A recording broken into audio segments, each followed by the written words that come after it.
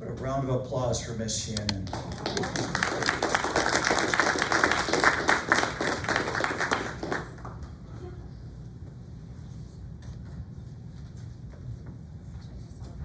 I'm going to turn this off a second.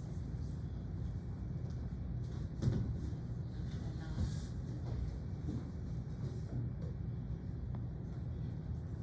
don't want y'all to hear my papers rustling. Stuff like that. I was listening to Ron sing that last song. Oh, thank you. Yeah, I did that. Whoa. I was listening to sing that song when he was saying, he told me I need my microphone. It's gonna be that way, okay? Okay. So when he was singing, "I will rise when you call my name," I thought, I hope I do. I looked at my heart rate and it was 51, and I thought, okay, we're going down. So it's coming back up. I'll be okay in a sec. But I'll say what I said last time I did this. I've only done this one other time. And it didn't go so well as far as my flesh. That's okay. But if I do go down, I want another chance. It's just my body reacting. And you know, I read that the biological reaction we have in fear is the exact same as the biological reaction we have with excitement and anticipation. And the only difference is what we call it. So I'm telling myself right now, and it's true, I want to be here. Thank you. I'm very excited to talk about God, Jesus. It's my absolute favorite topic. We'll wait for the emotion to catch up. Again, we'll get there. He just kept telling me this morning, just go there and talk to your friends. I'm used to teaching small group Bible study, and it's a very safe place. And it's my absolute favorite thing to do.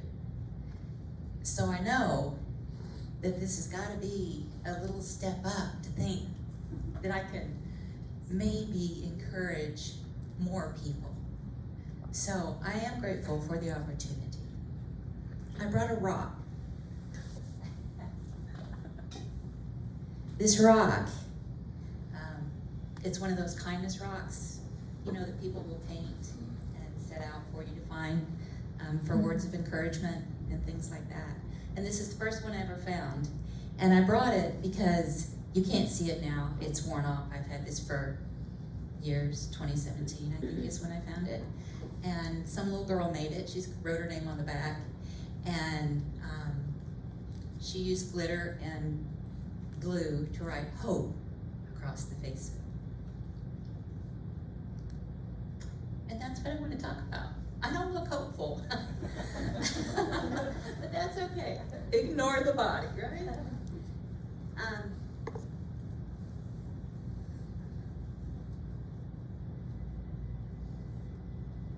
We love you. Ooh. Yeah. Hope in hopelessness. Hope in the darkest situations where we don't think there's an answer. That's what I want to talk about today. So I'm reminded of watching a news piece years ago of a hopeless situation, and it was 3 or 4 guys bobbing around in the ocean off the coast of North Carolina. And there was some tropical storm or something off the coast, and they were in a boat. I don't know, remember if it was a fishing boat or just a yacht, pleasure boat or whatever it was, but it was some ship, and they were in the water. It had capsized. And so the footage that they were showing on the news was this aerial view of these little specks down in the water bobbing around, and those were the men in the water. And I mean, I was horrified at the way that those waves looked and how small those people looked. And then you have the point of view from the helicopter, and you see them lowering this cable down with a Coast Guardsman on it. You know, they're gonna get these guys out of the water. And I'm like, oh my gosh, did they make it? And then I thought, as they were pulling them up out of the water and into the helicopter, those lucky dogs, that really looks fun. And you might think I'm crazy, but what had happened was, as I was watching the news piece, I realized that the man on the news telling the story was the man that was in the water, and his friend standing there with him. So, you know, they're okay, they made it, they all survived. And once I realized that, when they went back to showing the news piece of the rescue, I wasn't afraid for him anymore. I was able to look at that and say, wow, that looks fun. You know, I kind of would like to do that. You know, not with the threat of death and drowning, but knowing I was gonna be okay. I guess, you know, like people who go out and bungee jump, you know, they kind of trust they're gonna be okay, and that's fun and exciting for them. So hope in an area of hopelessness made me think first, all the way back to Genesis, back to Abraham, and how Abraham hoped in a really, really hopeless situation. So his situation started Genesis 15. If you want to look there, that's we're going to hang out there for a while. But in Genesis 15:13, Abraham's having a conversation with the Lord, and Abraham says, "Look, you have given me no offspring, so a slave born in my house will be my heir." So that was the tradition. If you didn't have an offspring, you know, then a slave in your home you could designate as your heir. And so that's where Abraham is. He's very old, Sarah's very old, and that's what he's saying to God. And God says in the very next verse, "Now the word of the Lord came to him. This one will not be your heir. Instead, one whom comes from your own body will be your heir." And so Abe and Sarah are listening to this, and they're both very old, and they're kind of skeptical that that is going to happen. And so, you know, they try to help God along, and they enlist Hagar, and, you know, that didn't lead to any new nations, just led to a whole new set of problems. And true to his word, God did supply an heir for Abraham. So he says in 17:19, "Your wife Sarah will bear you a son, and you will name him Isaac. I will confirm my covenant with him as a permanent covenant for his future offspring." So there's another promise that he gave to Abraham.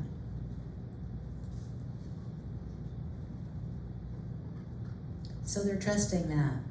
And then down, you go a little bit further to Genesis 21, it says, "And the Lord did for Sarah what he had promised. Sarah became pregnant and bore a son to Abraham in his old age. At the appropriate time, God had told him. Abraham named him son, who was born to him, born by Sarah, he named him Isaac." So he was being very plain that this came, as he said it would, through Abraham and through Sarah. Impossible situation, because when this happened, you know, Sarah just laughed. Like, that's not going to happen. Who's going to call me mother? And Abraham says, "Who's going to call me father? My body's as good as dead. Sarah's womb is as good as dead." But he did it, bringing something out of nothing. And that idea of something out of nothing is revisited by Paul in Romans 4:17, when he says, he's describing God, and he describes him as the one who gives life to the dead and calls things into existence that do not exist. So he definitely had quickened their bodies, and he had supplied through their dead bodies what he said he was going to do. So he brought into being something that didn't exist in Isaac.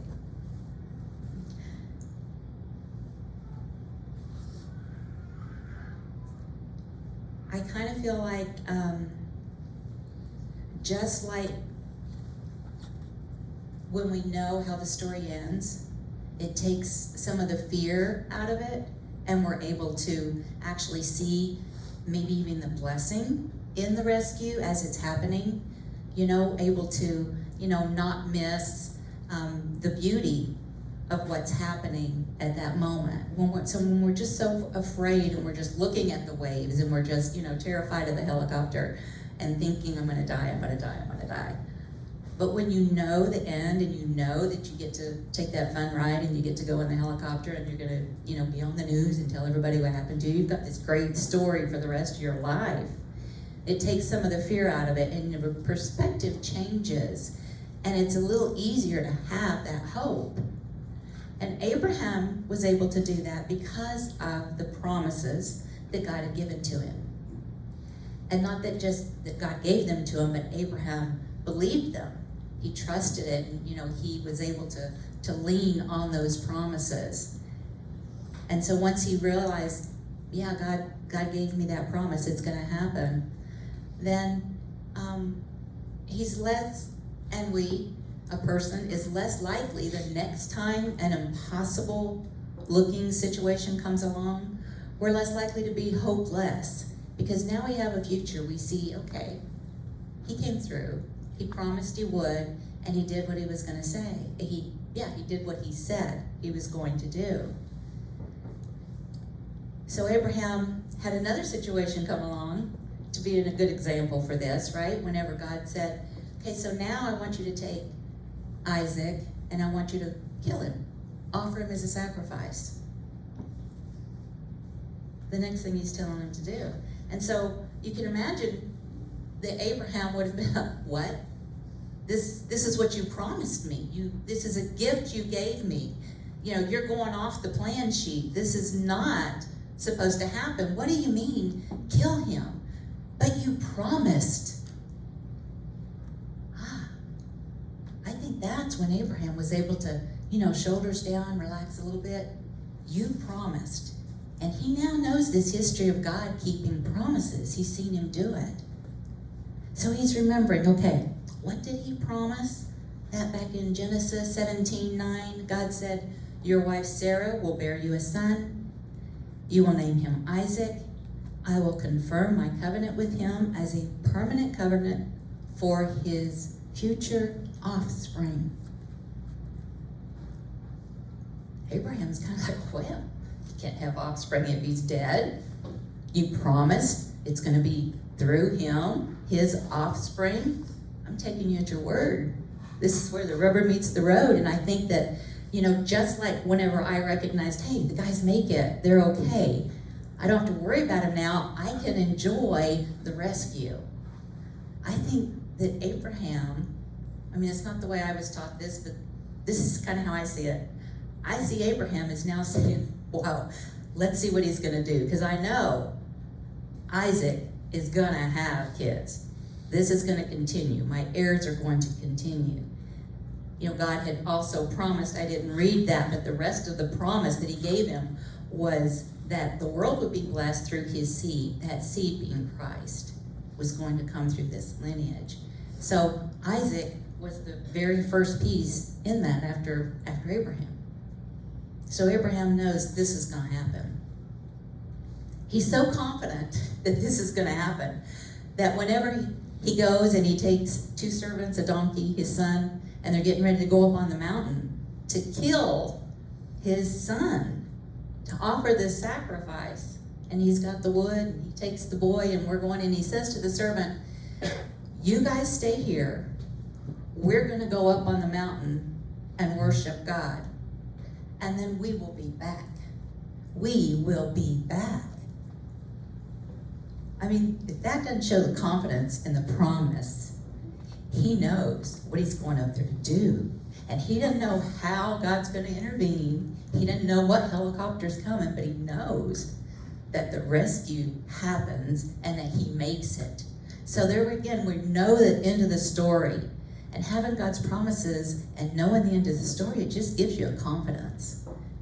And we're fortunate that we've got an entire book of letters of God just giving us promises and confidence and encouragement that he's going to be there. You're going to be rescued. The end of the story is, spoiler alert, if you don't, like knowing the plot twists, you win. It comes out good. You end up in a wonderful place despite what it's looking like in the mess, in the ugly, in the impossibility. So he goes up, does his thing, just as he's getting ready to kill Isaac. God intervenes, and he speaks to him, and he says, where am I? I didn't remember all these verses, obviously. Gosh, I thought you might laugh at that. He stopped him in Genesis 22:11. And the angel of Yahweh called to him from heaven and said, Abraham, Abraham. And he said, yeah, I'm over here. I'm sure he was so glad to hear that voice in that moment. There's trepidation. Even if he trusts that God's going to use Isaac, he might still think, well, I'm going to have to kill him. He might resurrect him, right?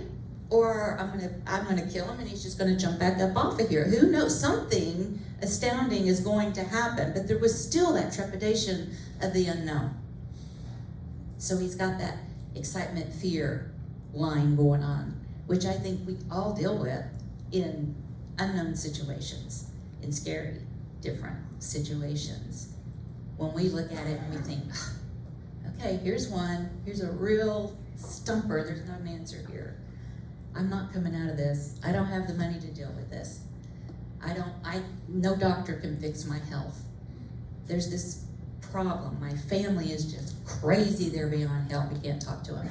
There's not an answer. Whatever the thing is, well, the plot twist is there is an answer.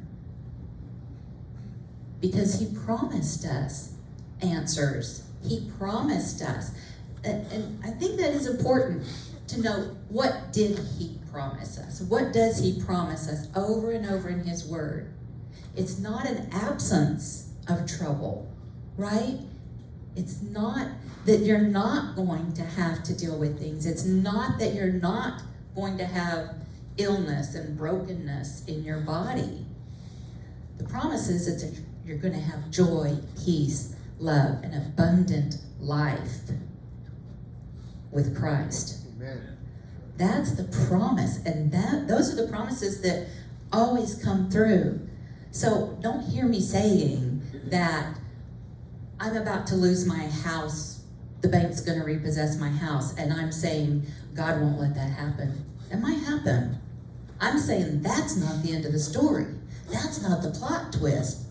The plot twist is, in spite of whatever the circumstance is, you got joy on your face. You have hope in your heart. You're still marching forward. You're still loving on other people because God is just flowing out of you, not based on your happiness, your circumstance, just based on who you are, his indwelling in us. It's a huge thing. It's a huge difference. So don't hear me saying, I don't want to say anything close to some prosperity gospel, name it and claim it. That's not what I'm saying. I'm saying you're victorious over a situation. Maybe you haven't experienced that yet. I hope you do, because it's in your grasp as a Christian. It's an option. Like Matt was talking earlier, it's an option for all of us to choose that victory, because he's already had the victory, right? And so if you don't choose it, there's no condemnation from God. There's no condemnation from me that you didn't, choose it to do it this way. It's just an option as a child of God. And not everybody has that. If you're not a child of God, it's probably not an option for you yet. You're probably just going to be trying in your own strength to make things happen. And God's the one that brings something out of nothing.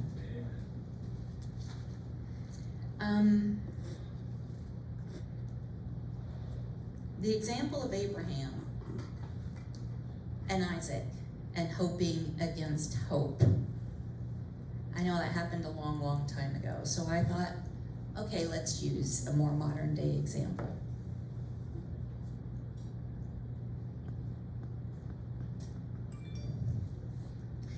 Y'all pray me through it.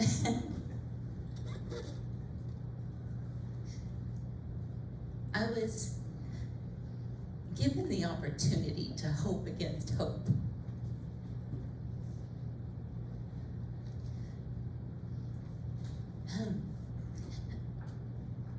When we received my son's diagnosis of his impending blindness, again, don't look at my face as the end of the story.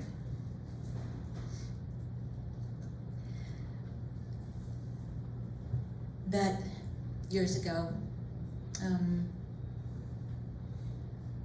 2010, 11, I took Eli to the eye doctor, and he showed me pictures of his retina in the back of his eye. And he told me that his eyes were dying.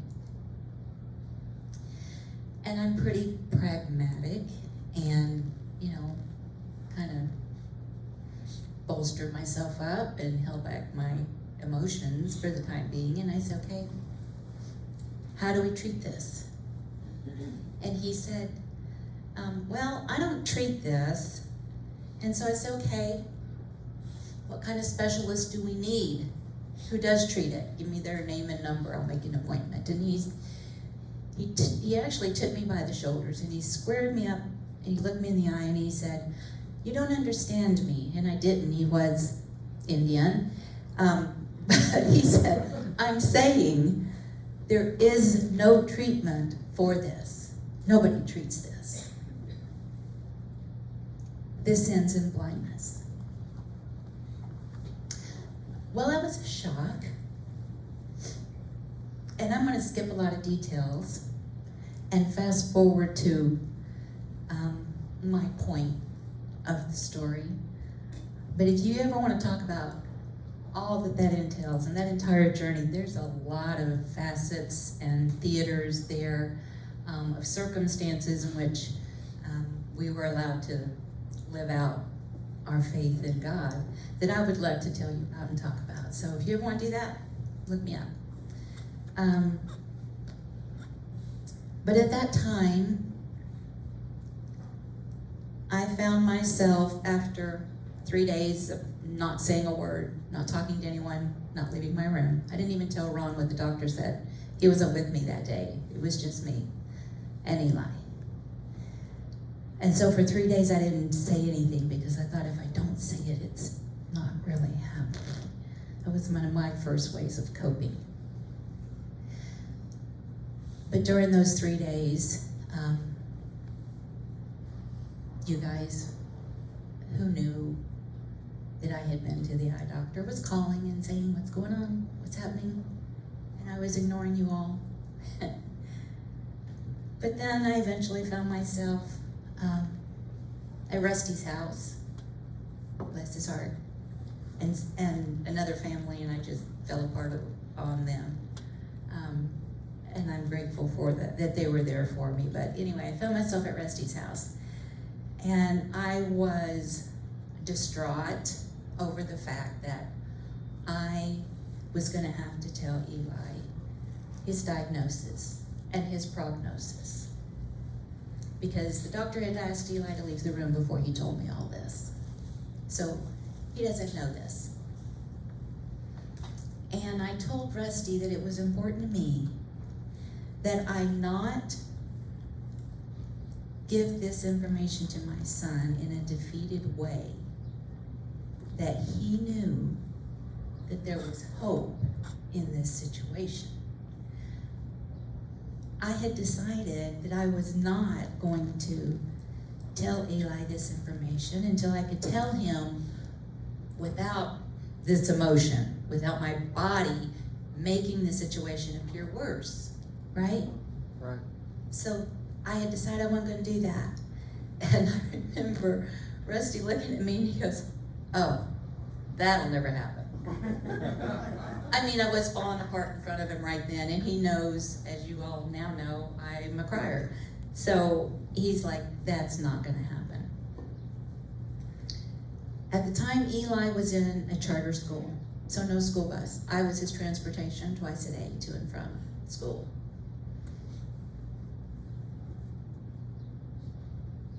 Fast forward a year, and I had not yet had a conversation about this situation without falling apart with anyone. And so I had self-determined I was not ready to tell this news to Eli. He didn't need to know it yet, because he wasn't going to get it in a defeated way.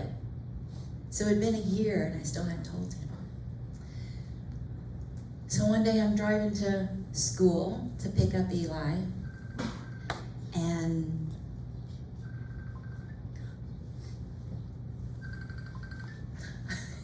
sorry, I thought it was me. I was going to turn it off.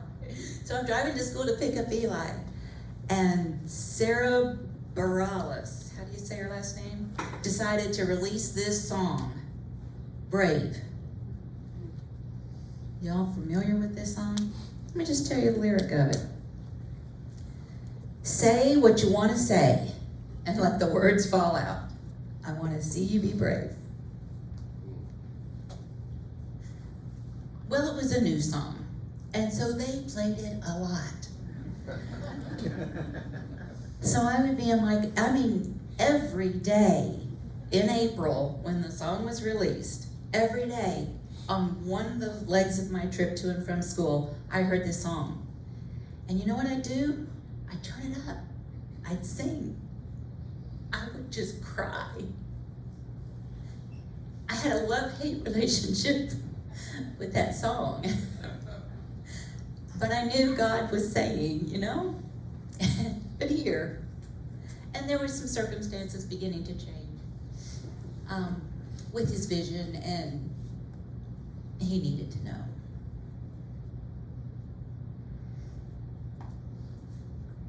But I still decided I couldn't do it. It just wasn't happening. And by the way, I understand that this situation is wrong on many levels. Just unhealthy. Please don't handle your challenges the way I just kind of, put it off and put it off. And I'm not saying that's the way you need to handle this. I'm just being real here and telling you, this is what happened. This is what I did. So it's been a year I hadn't told him. And Ron and I had also said, we had kind of had an agreement that if one of us really felt it was the time, that we would prepare the other one, that this is going to happen, that we need to do this. But no need, because it wasn't happening. It just wasn't happening. Then in June, school's out. Ron, Eli, and I are sitting on the couch. We've got the big picture window across from us. Looked out onto the deck. There's big pots of gorgeous, colorful flowers out there, bright blue sky. It's just a visual feast, which got me thinking.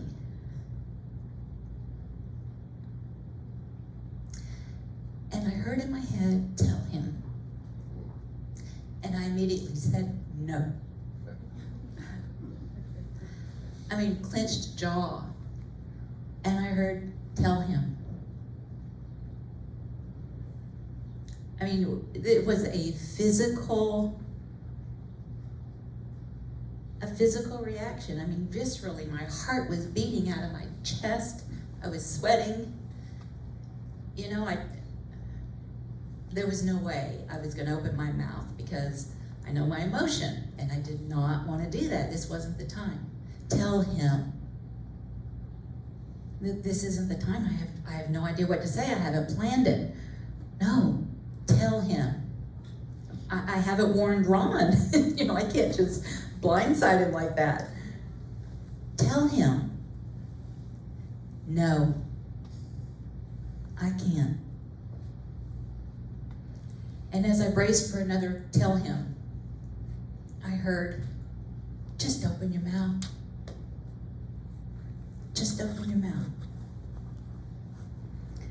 And I was reminded of a couple verses at that time, and they just really played on the screen in my brain. I'll have to look them up because I don't remember my verses. Luke 12:12, and it says, "For the Holy Spirit will teach you at that very hour what must be said." Thessalonians 2:5-24. "Faithful is he that called you,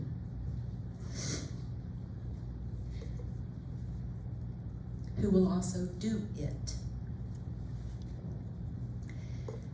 And again, that's where I was having my kind of drop my shoulders, rubber meets the road. Okay, God, I'm going to open my mouth, but you better make something happen or I'm just going to be sitting here catching flies. I don't have a thing to say. And so through the physical battle, I unclenched my jaw and opened my mouth. Felt a little silly. I thought, Ron's looking at me. He's like, "What's she doing?" Because I just sat there, literally. And then, to paraphrase Sarah in her song, I opened my mouth, I was brave, and the words fell out.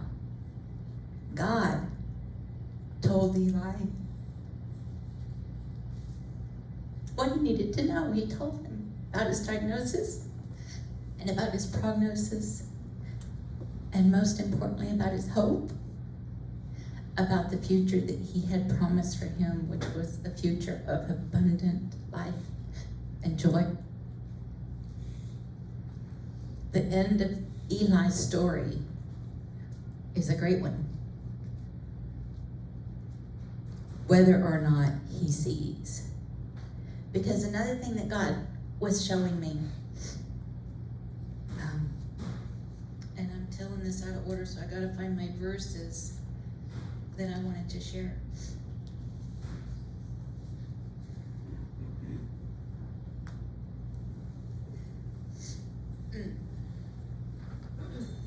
Out of 1 Corinthians chapter 3 and chapter 6 are a couple different places.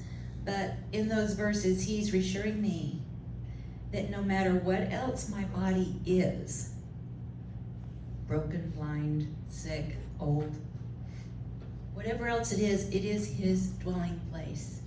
He dwells in me. How can I not love that? How can I only focus on, the chip paint when I got God inside there? That's, again, the promises that matter, the promises that he stays true to, that we can lean on. They're the ones that rescue us.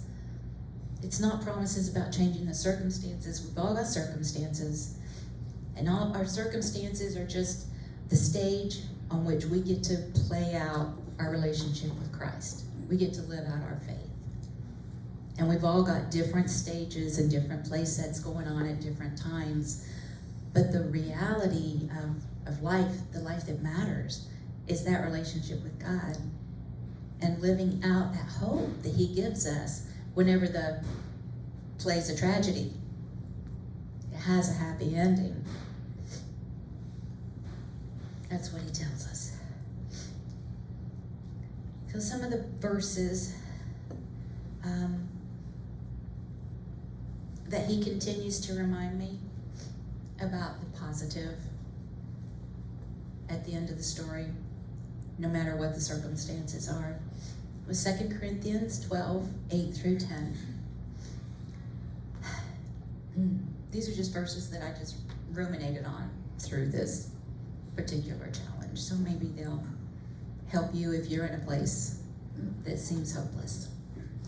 "Concerning this, I pleaded with the Lord 3 times that it would leave me, but he said, 'My grace is sufficient for you, for my power is perfected in weakness.'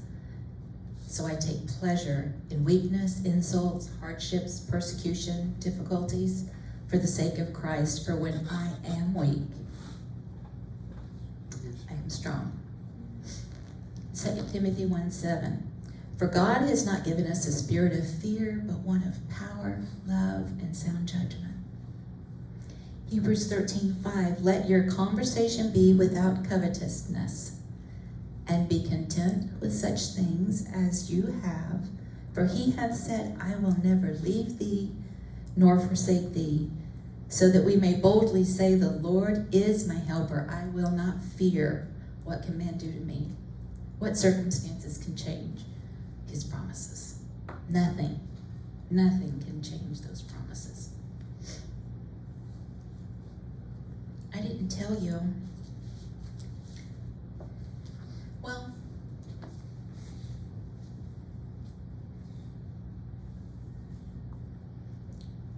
one little quickie of something out of nothing. There's so many somethings out of nothings in my life, but in this situation with Elijah, on his bucket list, as his vision was waning, he had always wanted to see Scotland.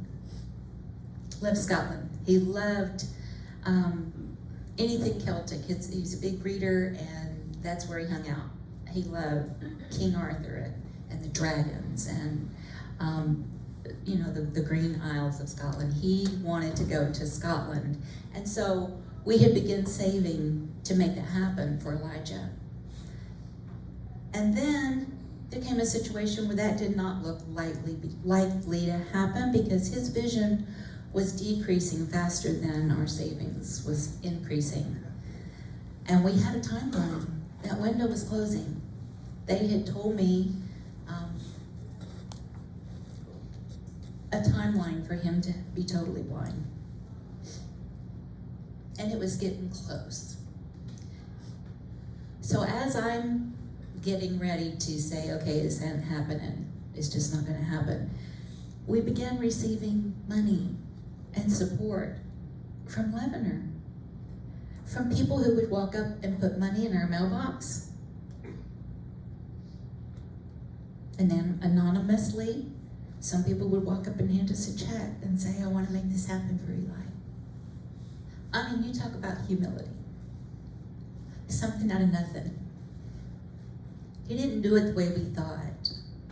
I mean, I could have just been upset and say, why can't we have the money? Why can't we say this? Why can't blah, blah, blah? Well, maybe why is because this is a beautiful way to do it. This is a rescue that's worth looking at. Stop crying and look at what's happening around you. It's amazing. You're being rescued right now. This rock, I didn't tell you where I found it, but I found it in Doune Castle in Scotland.